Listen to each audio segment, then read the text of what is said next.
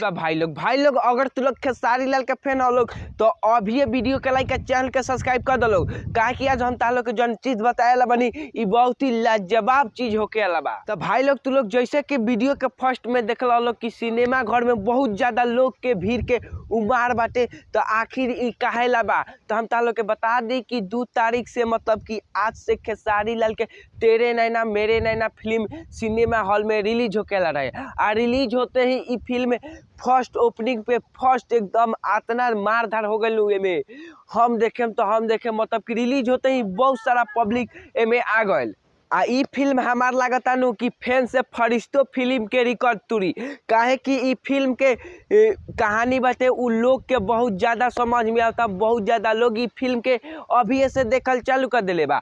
ई फिल्म अगर 1-2 महीना लगातार चलल तो ई 10 का 20 करोड़ ले कमाई। तो भाई लोग हम अब तालो के बता दी कि ई फिल्म कितना रुपया कमाई कैले बा। तो एकर जवाब बाटे ना। ई फिल्म अभी तक ई फिल्म के कमाई के जानकारी कोनो नहीं के मिलल। आज जैसे ही जानकारी मिली हम तालो के देहम।